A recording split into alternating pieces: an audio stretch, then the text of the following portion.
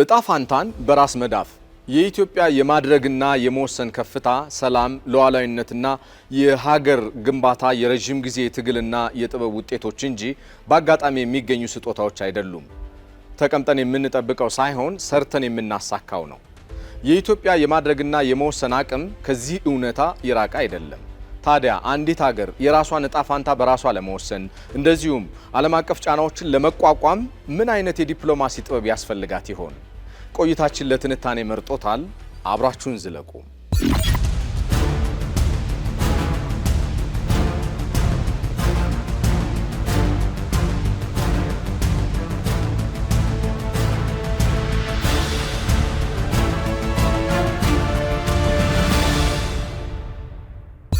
ዓለማችን በአሁኑ ወቅት እጅግ ተለዋዋጭ ተገማችና በብዙ ዘርፎች ውስብስብ ባህሪን ተላብሳለች።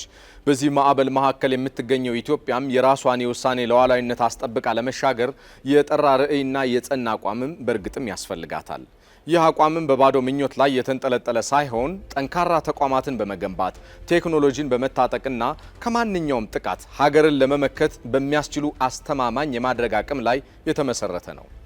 የዓለም አቀፍ ግንኙነት ምሁሩ ሃንስ ሞርጋንታው የአንድ ሀገር ዋነኛ ብሔራዊ ጥቅም ይላሉ በነጻነት የመኖርና የራሷን እድል በራሷ የመወሰን መብቷን ማስጠበቅ ላይ ሲመሰረት ነው ሲሉ ይገልጻሉ። እንዳሉት ሉዓላዊነት የህልውና መሰረት ነው። የአንድ ሀገር ሉዓላዊነት መለኪያው በጦር መሳሪያ ክምችት ወይንም በወታደራዊ ጉልበት ብቻ የሚረጋገጥም አይደለም። ይልቁንም በዘመናዊ የጂኦፖለቲካ ሳይንስ መሰረት እውነተኛ ሉዓላዊነት ማለት ብሔራዊ ጥቅምን አስጠብቆ በነጻነት የመደራደር እንደዚሁም የውጭ ፖሊሲን ያለማንም አስገዳጅነትና ጫና የማስፈጸም ስትራቴጂካዊ የመወሰን አቅም ወይንም ስትራቴጂክ ኦቶኖሚ ነው።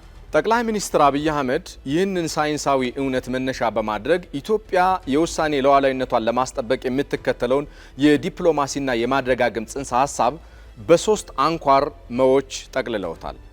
አንደኛው መቋቋም ነው። ጠንካራና የማይበገር ተቋምን እና አቅምን በመገንባት ከየትኛውም አቅጣጫ የሚመጣን የውጭ ጫናን መቋቋም። ሁለተኛው መጠቀም ነው።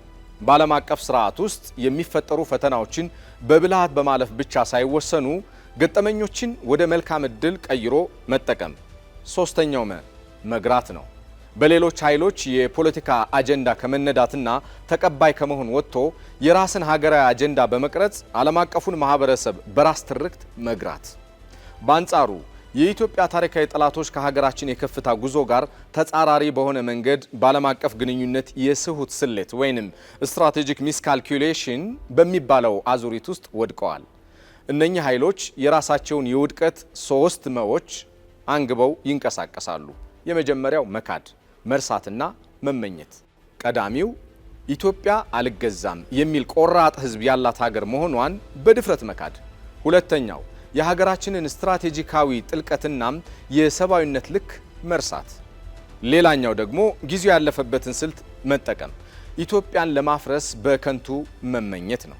ይህንን የጠላቶቻችን ቅዠትና የሀገራችንን አስተማማኝ ቁመና ጠቅላይ ሚኒስትሩ በሚከተለው አባባል ደምድመውታል። የየትኛውም የሀገር ውስጥ ባንዳና የውጭ ጠላት ቢተባበር እንኳ በኢትዮጵያ ሉዓላዊነት ላይ ቅንጣት ታክል ስጋት አይሆንም በሚል ይህ ድምዳሜ በአሁኑ ወቅት ሀገራችን የደረሰችበትን አስተማማኝ የማድረግ አቅም ወይንም ዲተረንስ ካፓቢሊቲና ስነ ልቦናዊ የበላይነት ወይንም ሳይኮሎጂካል ሄጀሞኒ በተጨባጭ የሚያሳዩ ናቸው።